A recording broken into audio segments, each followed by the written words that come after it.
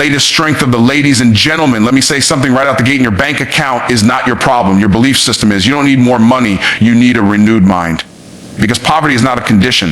It's a program. They see the strength thing as long as you're running on the default settings of lack, fear, and survival mode, you will keep attracting struggle even when opportunity knocks. So today, we're going to talk about how to delete the poverty program and install prosperity thinking, not just motivational fluff. I'm talking about spiritual laws and financial principles that govern wealth, favor, and multiplication. You can be broke and still have a rich mindset, and you can have a bank account with 6 figures and still be poor in the way you think. Poverty is not about how much money is in your hand.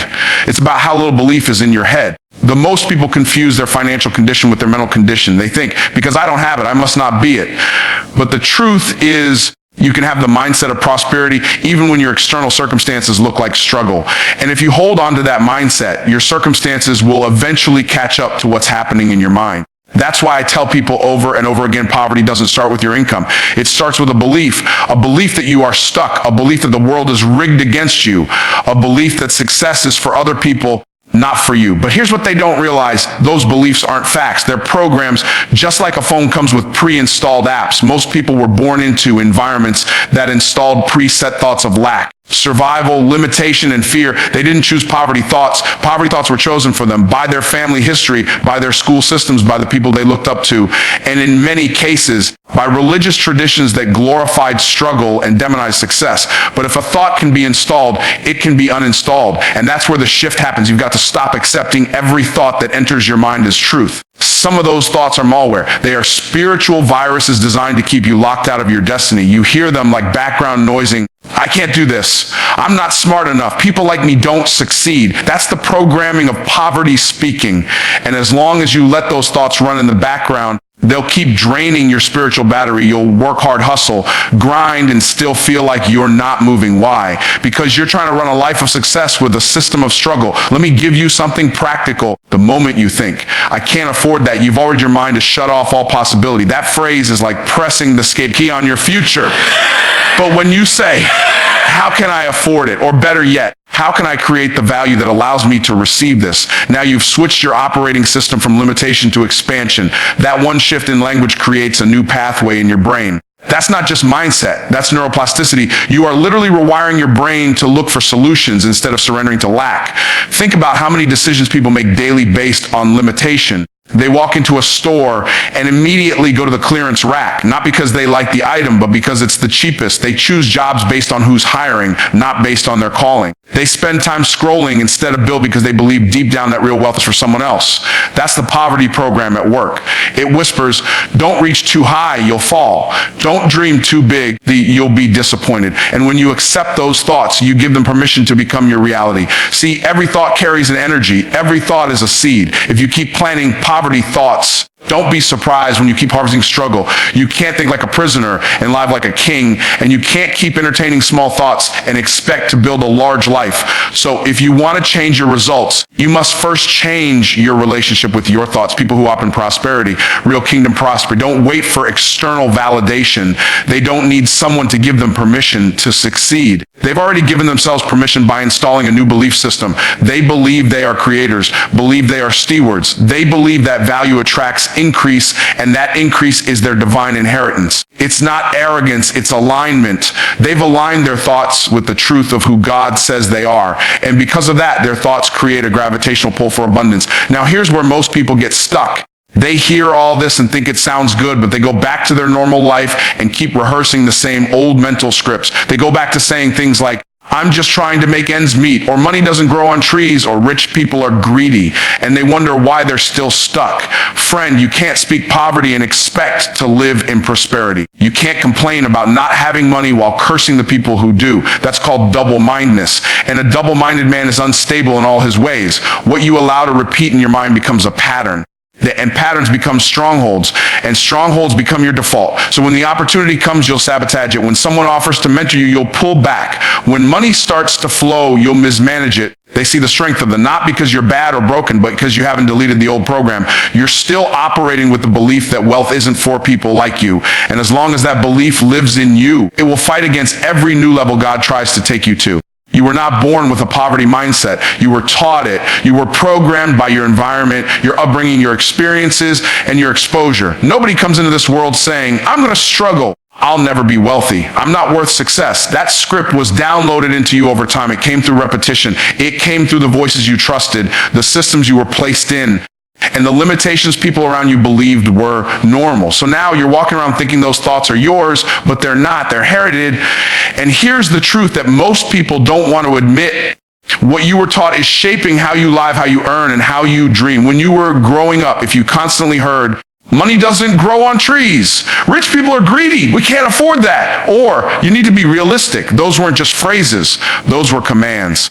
They entered your mind like code and began to write internal operating system. That system now governs how you see opportunity, how you handle money, how you view wealth, and how you define what's possible for your life. Think about school. Most people were never taught how to think creatively or entrepreneurial. They were taught how to memorize, follow rules, obey authority, and aim for a job. The system is not designed to create wealth builders. It's designed to produce compliant workers. You were likely never taught how to multiply money, how to invest, how to build assets, how to solve problems in the marketplace. You were trained to trade time for money and hope for a raise. That's not education, that's conditioning, and it's designed to make you think wealth is rare and limited instead of understanding that wealth is created, multiplied, and attracted through value and vision. If you grew up in a household where lack was normal, where stress about bills was constant, where you were told to not ask for too much and to be thankful with what you've got, then those experiences shaped your internal thermostat. So now, when money starts to come in, you subconsciously sabotage it.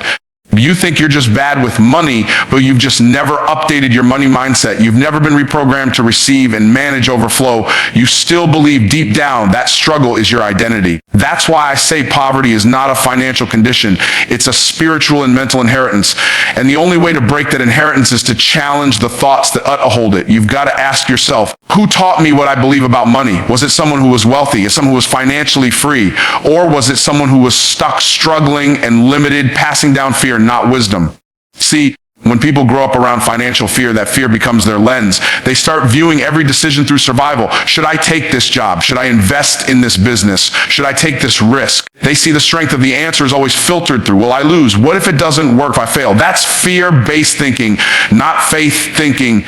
You were taught to avoid failure instead of being taught how to use failure as feedback. It's also why so many people stay stuck in jobs they hate, because they were taught stability over purpose. They were taught comfort over calling. They were told to get a secure paycheck instead of being encouraged to pursue vision and build something from the inside out. And because they were never taught how to trust their God-given creativity, they settle for the predictable, even if it's painful. That's the fruit of programming. Even in church settings, many were taught that desiring wealth is wrong, that having money is somehow less spiritual, that if you really love God, you shouldn't care about riches. They see drink, but that's not biblical. That's bondage. Scripture says it is God who gives you the power to get wealth, not the permission to get by. He gave you power, which means if you're not walking in that power, they see the strength of it. It's not because he didn't give it, it's because you haven't activated, and you can't activate a power you've been taught to avoid. That's why this reprogramming matters.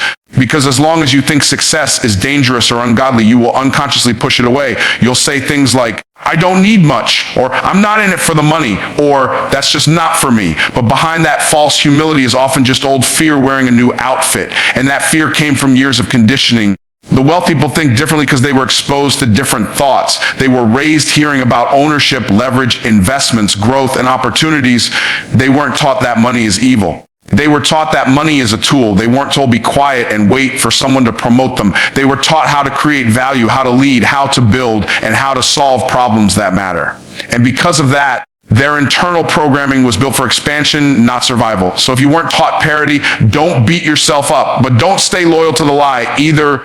You have to recognize that your current mindset may not be your fault, but it is your responsibility. You can't control the thoughts that were given to you as a child, but you can absolutely control whether you keep them as an adult. And that decision right there is the difference between repeating the cycle or breaking it for the next generation.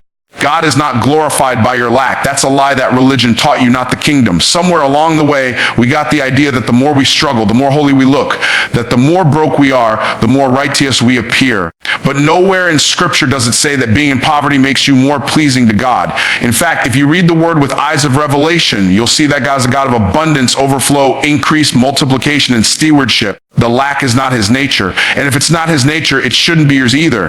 The problem is too many people have confused contentment with complacency. They think being content in all things means settling for less than what God promised. But that verse was never an invitation to settle. It was a statement of internal peace, not external limitation. Contentment means I'm not shaken by circumstances. It doesn't mean I stop expecting more. God's word is filled with promises of abundance. He says he will do exceeding abundantly above all you can ask or think. He says he takes pleasure in the prosperity of his servants. He says you'll lend to many nations and not borrow. That doesn't sound like lack. That doesn't sound like just enough to get by.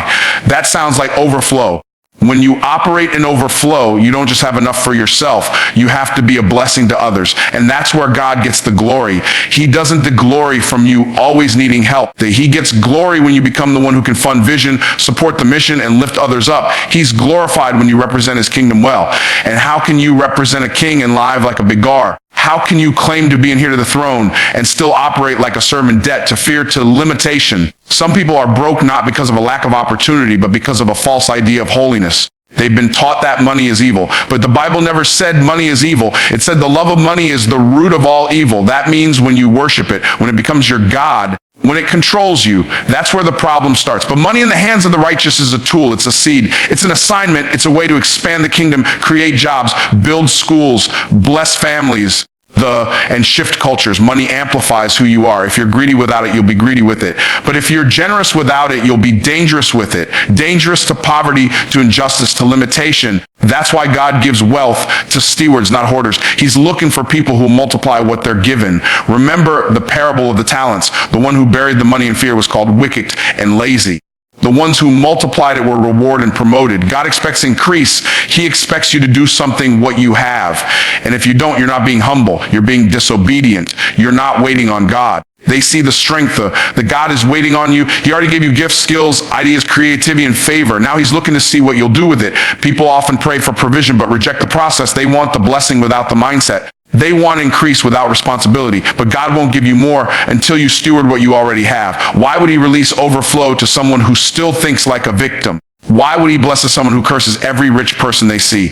If you hate wealth, how can you receive? If you resent prosperity, how can you attract it? That's double-mindedness. And a double-minded man is unstable in all his ways. This is why your mindset matters, because your mindset determines your receptivity. Your mindset is your container. If your container is small, your capacity is limited. Some people ask for big blessings with a tiny cup. They think poor, speak poor, expect poor, but want rich. That's not how the kingdom works. You've got to upgrade your thinking to match the level you're asking for. You've got to think like a steward, talk like a multiplier, and walk like a person who's been given divine authority to produce wealth. When you think of money as a mission, everything shifts. You stop asking for just enough to cover your bills and start asking for enough to transform lives. You stop being afraid of success and start embracing the responsibility that comes with influence. You start seeing money as a servant, not a master. You begin to understand that wealth is not just for you. It's supposed to flow through you. That's what brings God glory. When he can trust you to be a channel, not a dam. When he can send resources through you to reach others. That's why lack is not noble. It's a signal. It's a signal that something needs to shift, that there's a gap between what God promised and what you're experiencing. And that gap is not filled with more hustle. It's filled with more wisdom, more alignment, more obedience, more stewardship. You don't break poverty with effort alone. You break it with revelation. When your eyes open to who you really are and what you're really called to, poverty loses its power, because now you understand I'm not chasing money. I'm obeying purpose. And provision follows purpose. Always has, always will. You can't prosper with a scarcity operating system. No matter how many business strategies you learn, no matter how many hours you hustle, if the system running in the background of your mind is programmed with scarcity, your results will always reflect limitations. Scarcity is not just a lack of resources. It's a way of thinking. It's a belief that there's never enough. It's a filter that makes you see opportunities as threats, success as impossible, and growth as risky. Scarcity is a spiritual virus that rewires your mind to play small, settle often, and fear the very things you've been praying for. Scarcity whispers, don't try that, you might fail. It says, if they win, you lose. It believes there's only one seat at the table, so the only way to get ahead is to push someone else down. Scarcity convinces you to keep playing defense with your dreams. You become afraid to invest, to build, to ask, to offer. You keep making decisions based on lack and then wonder why your life keeps producing shortage. You're not just stuck because of what's happening around you. You're stuck because of what's happening in you. Scarcity has hijacked your system and made you allergic to abundance. You know this operating system is active when your first response to a new opportunity is to shrink back. When you look at something that could stretch or elevate you, and instead of thinking, what's possible, your mind immediately goes to, what could go wrong? That's the language of lack. That's the voice of the inner critic shaped by years of fear, disappointment, and limitation. They shows up in subtle ways. You talk yourself out of ideas before they leave your mouth. You cancel your own goals before anyone else can. You downplay your worth, undercharge your value, and say no to doors God is trying to open. People with a scarcity system don't think in terms of preservation. They think in terms of preservation. They're trying to hold onto what little they have instead of multiplying what's in their hand. They bury their talents because they're afraid to lose them. They hoard because they fear the next crisis. They micromanage every dollar with anxiety instead of planning with vision. Scarcity keeps them stuck in survival mode where every decision is driven by fear to faith. They don't plan for legacy. They don't imagine overflow. They imagine running out. And that pattern repeats month after month, year after year. On the surface, they can look like wisdom. They call it being realistic. But if realism always translates into small thinking, it's not wisdom. It's programming. It's a corrupted file running in the background, sabotaging every day God tries to send you. Every time a new level comes into view, that scarcity system fires off alerts. It tells you it's too risky, too expensive, too hard, too uncertain. And if you don't recognize the pattern, you'll obey it. You'll pull back right when you should be pushing forward. You'll stay in comfort zones God never told you to live in. And you'll call it being responsible when it's really just fear in disguise. Scarcity will make you look at your gifts and underestimate them. It will make you compare your journey to others and come up short. It will keep you begging for blessings you already have the capacity to create. You'll walk around as a kingdom citizen with the mindset of a spiritual orphan, thinking there's not enough, you're not enough, and you'll never have enough. But the truth is, God never called you to function under scarcity. They see his word is filled with language of multiplication, increase, and dominion. The kingdom is not built on lack. It's built on overflow. You were designed to think in abundance. That's why scarcity feels so heavy. They see the strength of that's why every time you settle, something inside you is restless. You were not made to live paycheck to paycheck in your mind. You were not created to worship comfort at the expense of calling.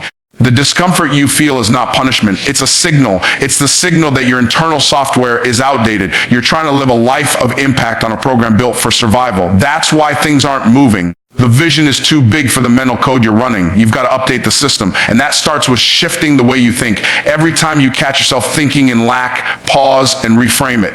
Instead of saying, I don't have enough, start asking, what do I have that I haven't activated yet? Instead of saying, it's too hard, ask, what can I learn to grow into this? Instead of saying, there's no way, ask, what strategy or skill would make this possible? That kind of thinking expands your capacity. It teaches your mind to look for options instead of obstacles. It stretches your vision and strengthens your courage. Scarcity wants you to believe that resources are limited, that time is running out, that opportunity has passed you by. But abundance knows that God is not constrained by markets or trends. He is the source. And when you think like a son or daughter of the king, you stop competing and start creating. You chasing and start building. You stop surviving and start multiplying. When you upgrade from a scarcity system to an abundance mindset, everything around you begins to shift to match the new software you're running within. Some of y'all are loyal to struggle like it's a family member. You wear it like a badge of honor, as if enduring lack makes you more noble, more real, more humble.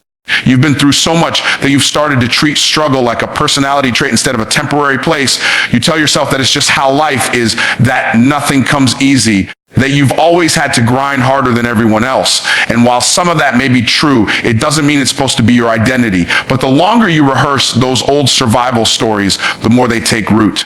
Before long, you're not just remembering the struggle. You're emotionally attached to it. You're loyal to it. This kind of loyalty isn't conscious. It's subtle. It's emotional. It's spiritual. You've lived in struggle for so long that peace feels unfamiliar. You've normalized crisis. You've become comfortable with chaos. So when ease shows up, you reject it. When favor finds you, you question it.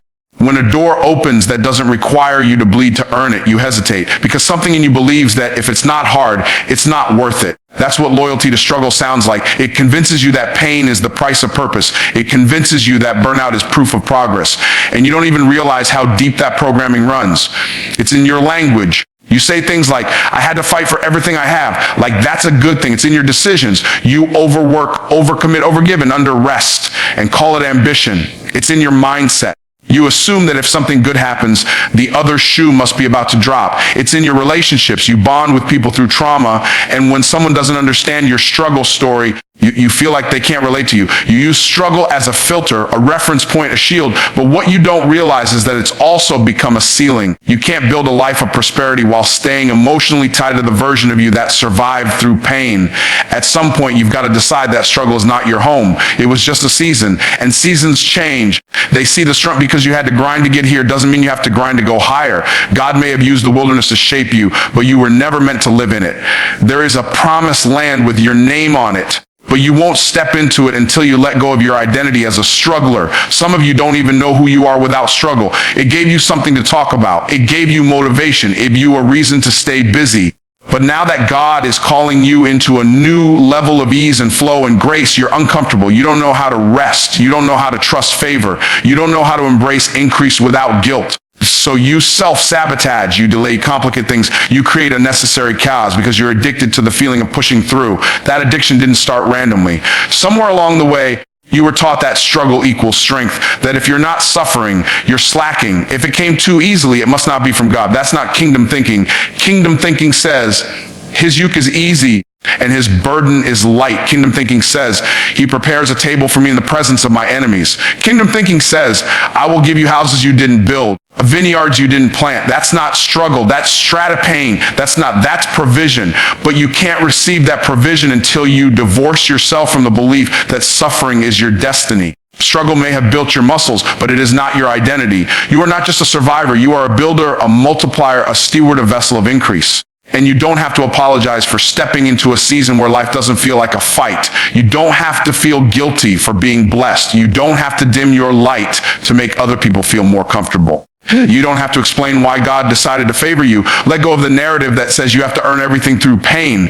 Sometimes the blessing comes because you finally let go of a mindset that was blocking it. Sometimes the shift happens the moment you say, I don't have to struggle to prove my worth. Sometimes favor finds you the second you stop repeating that you always have to fight for everything. You've already proven that you're a warrior. Now it's time to prove you can steward peace, that you can live in overflow, that you can walk in rooms without fear, that you can make decisions from vision, not trauma. When you stop being loyal to struggle, you start giving yourself permission to prosper. You start seeing your story not as a chain, but as a testimony. You start dreaming again. You start receiving again. You start aligning with the version of you that's not defined by how much you can carry, but by how much you can create. Struggle is a chapter in your story. It's not supposed to be the whole book. And the moment you stop defending it, justifying it, and bonding over is the moment you start living beyond it. You were not born with a poverty mindset. You're programmed. When it's just like any faulty software, it can be uninstalled and replaced, but people never stop long enough to question the system that was downloaded into their minds. They just run it on autopilot generation after generation, repeating the same cycles of lack, struggle, and limitation. You can't attract prosperity when your internal operating system rejects it by default. So if you want to install prosperity, you first have to uninstall the virus of poverty. And one of the strongest in that system is emotional attachment to lack. Let me break it down for you. Most people grow up learning to survive. They learn to find safety in struggle. They learn to bond through brokenness. So their emotions get tied up with pain. Some people don't even feel alive unless they're in a crisis. Some folks feel guilty when they start winning. They sabotage progress because struggle feels familiar. Comfort in chaos becomes the identity, and so even when an opportunity to prosper comes, they unconsciously push it away. Their subconscious says, we don't belong in abundance. That's not who we are. That's why you have to become aware of your emotional blueprint. What were you taught to feel about money? What stories did your parents tell you when the bills were due? Did they say, money doesn't grow on trees? Did they act like rich people are greedy or evil? If so, that's a seed that got planted deep inside your heart, and it grew into beliefs that block prosperity. Emotions are powerful because they don't just color our memory, influence our decisions. And if your emotional programming is laced with fear, shame, guilt, and unworthiness, you'll keep finding ways to stay broke, even if you make more money. Here's the real problem. If you're emotionally attached to poverty, you'll feel uncomfortable with wealth. Your thermostat is set on lack. So anything above that temperature makes you sweat. You'll start making irrational choices. You'll give away what you should be investing. You'll spend what you should be saving. You'll procrastinate on the very steps that would free you financially, not because you're lazy, not because you're dumb, but because you haven't upgraded the emotional code that runs your life. And that's why it's not enough to learn new skills or chase new opportunities. You've got to feel your way into a new identity. That means you must attack emotionally from the pain of your past.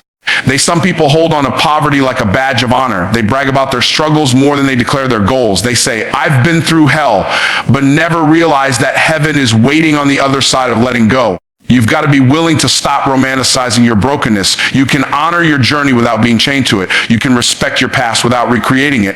But you must become emotionally available for abundance. You must fall out of love with lack. So how do you do that? You shift your emotional anchors. Start associating joy with increase. Start linking freedom to prosperity. Speak in the language of vision, not victimhood. Don't say, I don't know how I'm going to make it. Say, I'm being equipped for overflow. Don't say, I'm so broke, I can't breathe. Say, wealth is finding its way to me daily. Change the words and you'll start shifting the feelings. Change the feelings and you'll change the behaviors. Change the behaviors, you'll change the outcomes. See, the subconscious doesn't obey logic. It obeys emotion. It doesn't respond to facts, it responds to feelings. That's why a traumatic money memory can have more control over you than a brilliant financial plan. If your nervous system is still stuck in a survival loop, no amount of budgeting or investing will feel safe. You have to heal the wounds before you can hold the wealth. You have to feel worthy before you can fully walk in your calling. The strength of you have to believe you deserve abundance, not because you're better than anyone else, but because you were created in the image of a limitless God. When you start loving prosperity, it will start loving you back. When you start feeling safe and overflow, it will start becoming your new normal. When you start making peace with abundance, you'll stop protecting your poverty. That's how transformation works. Not just mental, it's emotional. They see not just knowledge, it's embodiment. If your heart is still loyal to struggle, your hands won't receive the harvest. So ask yourself, what emotional contracts have I signed with lack? What emotional payoffs am I still getting from my pain? Let today be the day you cut the cord. Let today be the day you choose emotional freedom over generational chains, the moment you detach from lack. They see the strength that you give permission for increase to flow. The second you make peace with prosperity, begin to rewire your reality. Don't just think like the wealthy, feel like the wealthy. Don't just study abundance, become emotionally available for it. Let joy be your new default. Let gratitude be your new compass. Let what feel like home in your soul, because when your emotions align with abundance, your life will follow. Most people think their environment is shaping their lives, but the truth is, your internal conversations shape your external reality. The real battle isn't out there, it's in your mind. What you say to yourself about money, success, faith, and your own worth creates the filter through which you experience life. If that filter is cracked with poverty thinking, lack, fear, and unworthiness, then even when opportunity shows up, you'll sabotage it or walk away from it. People don't fail because of a lack of opportunity. They fail of a lack of mental preparation to receive that opportunity. The conversation you have in your head every single day is either a weapon that builds or a prison that binds. You are either reinforcing limitation or rewriting your destiny. You don't need a new job, a new city, or even a new degree until you've installed a new conversation in your mind. The poor person can win the lottery and still end up broke in 5 years. Why? Because money never fixes a mind that's been programmed for lack. You'll only rise to the level of the words you allow to dominate your internal dialogue. If you wake up saying money is hard to come by, then guess what? You will make sure, consciously or subconsciously, that money stays hard to come by. But if you change that narrative to money flows to me because I'm a value creator, then you start thinking like a problem solver, not a beggar. Let's talk about something that most people ignoring. They see the strength of what you say to yourself when no one's listening. That voice, the private conversation in the mirror, the silent thoughts before bed, the words you mutter when something goes wrong. That voice holds more power than your ransom, your education, or your past.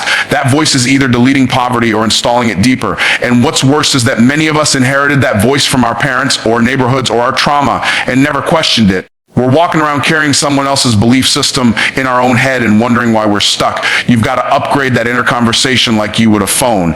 When your phone is out of date, it starts slowing down, glitching, freezing. Same with your thoughts. If you're running your life on a mental operating system from childhood, from failure, from pain, then you're lagging in success, not because you're not smart, but because your system is outdated. You keep speaking things that don't serve you. I'll never make more than this. No one let me get rich. I'm not good money. God has tested me with poverty. That is spiritual self-sabotage disguised as humility.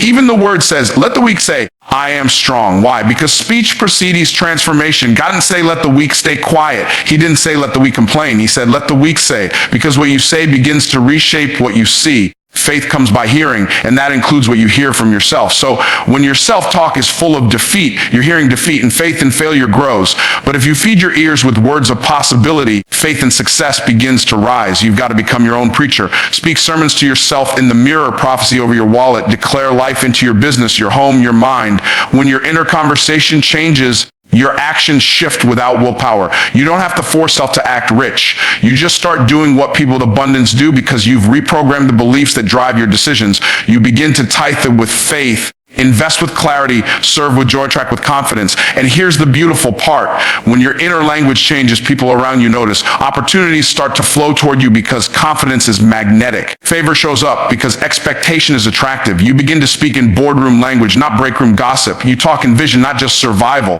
One of the biggest lies is that we need outside validation to speak prosperity over ourselves. No, you validate yourself by the level of conversation you permit in your own head. If your inner dialogue is broke, your outcomes will be broke, even if your income is 6 figures. That's why some people can't keep wealth. It's not an income problem, it's a conversation problem.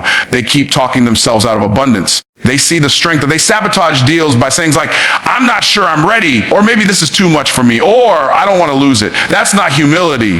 That's inner poverty speaking. If you want to delete poverty thoughts, start by speaking prosperity thoughts louder and more often. You don't wait until your life looks like success to talk like success. You speak it until your life aligns.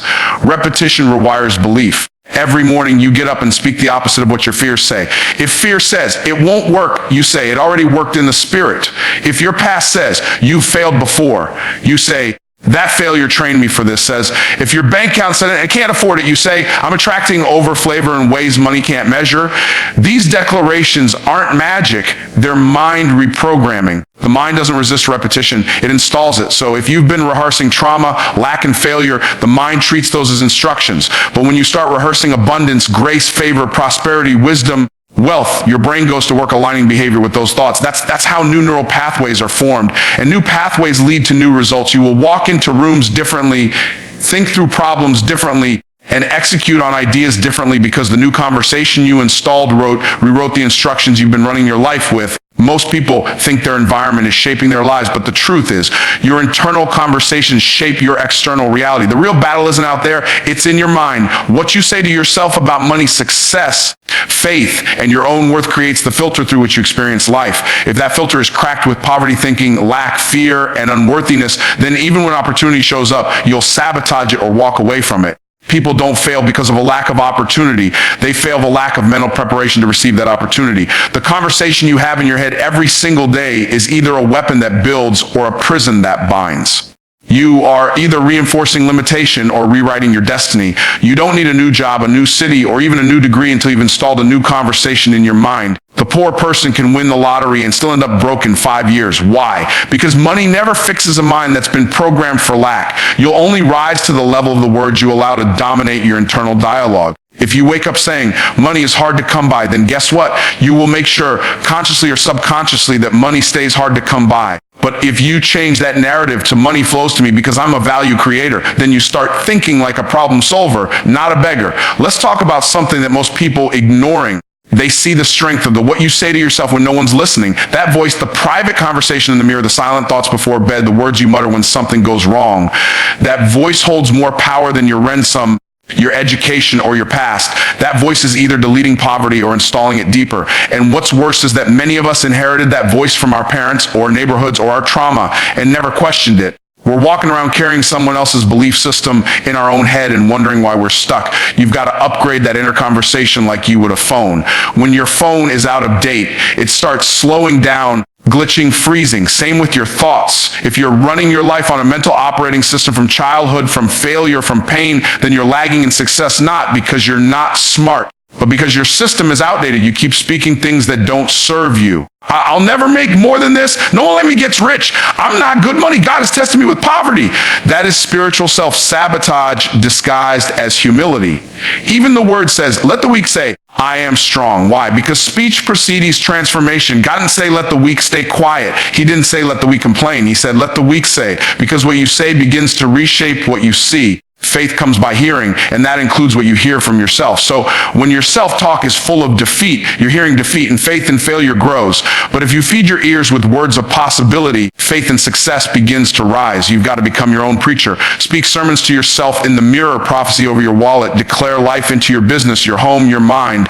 When your inner conversation changes, your actions shift without willpower. You don't have to force yourself to act rich. You just start doing what people with abundance do because you've reprogrammed the beliefs that drive your decisions. You begin to tithe with faith, Invest with clarity, serve with joy, attract with confidence. And here's the beautiful part. When your inner language changes, people around you notice. Opportunities start to flow toward you because confidence is magnetic. Favor shows up because expectation is attractive. You begin to speak in boardroom language, not breakroom gossip. You talk in vision, not just survival. One of the biggest lies is that we need outside validation to speak prosperity over ourselves. No, you validate yourself by the level of conversation you permit in your own head. If your inner dialogue is broke, your outcomes will be broke, even if your income is six figures. That's why some people can't keep wealth. It's not an income problem, it's a conversation problem. They keep talking themselves out of abundance. They see the strength, they sabotage deals by saying things like, I'm not sure I'm ready, or maybe this is too much for me, or I don't want to lose it. That's not humility, that's inner poverty speaking. If you want to delete poverty thoughts, start by speaking prosperity thoughts louder and more often. You don't wait until your life looks like success to talk like success. You speak it until your life aligns. Repetition rewires belief. Every morning you get up and speak the opposite of what your fears say. If fear says, it won't work, you say, it already worked in the spirit. If your past says, you've failed before, you say, that failure trained me for this. Says, if your bank account said, I can't afford it, you say, I'm attracting over flavor in ways money can't measure. These declarations aren't magic, they're mind reprogramming. The mind doesn't resist repetition, it installs it. So if you've been rehearsing trauma, lack, and failure, the mind treats those as instructions. But when you start rehearsing abundance, grace, favor, prosperity, wisdom, wealth, your brain goes to work aligning behavior with those thoughts. That's how new neural pathways are formed. And new pathways lead to new results. You will walk into rooms differently, think through problems differently, and execute on ideas differently because the new conversation you installed rewrote the instructions you've been running your life with. When you learn to think like a producer and not just a consumer, everything begins to shift in your life. Most people are programmed to consume, to react, to take in what the world gives them and then settle for it. But producers create. They take what looks like nothing and turn it into something. They take what's broken and make it valuable. That's a whole different mindset. See, poverty is the result of consuming more than you produce, mentally, spiritually, financially, but prosperity flows to those who shift gears and begin producing solutions, value transformation. Your hands might not be on a product yet, but if your mind is producing new thoughts, new strategies, and new perspectives, you're already in motion toward prosperity. You can't just expect prosperity to show up in your life because you want it. You've got to become a generator of it. And that starts with the thoughts you produce on a daily basis. The world is full of people who wish they had more, but very few of them are willing to take control of what they think. Your thoughts are seeds, and you can't sow weed seeds and expect to harvest roses. You can't talk poverty all day, complain about bills, fear lack, envy wealth, and expect to wake up in abundance. You've got to deliberately delete those mental programs and install the code of prosperity. And one of the primary prosperity codes is learning to become a producer, not a consumer. Consumers wait for opportunity. Producers create it. Consumers wait for the government, the economy, the boss, the raise, the miracle. Producers say, if there's no door, I'll build one. And that's why producers own the future. Let me give you a very real world example. If someone gets paid and they instantly think of all the things they're going to buy, they're in consumption mode. But someone who gets paid and thinks, how can I multiply this? How can I invest this? What can I build with this? They're stepping into the producer's mindset. That's the shift that unlocks overflow. And let's be honest, most people were raised in consumer cultures. They've been told their whole lives to spend, to buy, to chase status symbols that don't hold real value. But when you install prosperity, you start seeing things through a kingdom lens. You start asking questions like, what value can I add today? Who can I help solve a problem? What wisdom can I produce that helps someone else break free? And those questions lead to provision, promotion, and purpose. Everything created started in someone's mind. Every business, every movement, every product, every solution, it all started as a thought someone produced. So if your thoughts aren't productive, your life won't be either. Your bank account is a direct reflection of the value you've produced over time. That might sound harsh, but it's freeing. Because if it's your thinking that determines your wealth, then you have the power to change it at any time. That means you don't need permission. You don't need approval. You just need to start thinking like a producer. Producing doesn't always mean starting a business or inventing something groundbreaking. Producing starts with how you speak. Are you producing life or death your words? Are you building others up or tearing them down? Are you creating an atmosphere of faith or of fear? These things matter. Prosperity isn't just about money, it's about the environment you carry with you. A producer carries peace, clarity, and solutions. A consumer carries confusion, blame, and excuses. You can feel the difference. When you begin each day with the intention to produce, whether it's an idea, a breakthrough, a message, or a move, everything begins to shift. Opportunities find producers. Favor chases producers. Open doors seek out producers. Because heaven backs creation. And when you align yourself with that truth, you become unstoppable. You stop waiting for the economy to turn in your favor, and you realize you have the power to turn things in your favor with one creative idea, one obedient step, one productive conversation. Think about what God gave Adam in the garden. He didn't hand him a mansion. He gave him a garden to tend, to produce from. Adam's assignment wasn't to consume the garden. It was to cultivate it. That principle hasn't changed. If you've been planted in a place, in a season, in a situation, it's not to consume everything around you. It's to produce something meaningful out of it. The question is, what are you producing with what you've been given? What are you doing with your time, your talents, your testimony? It doesn't matter how little you have.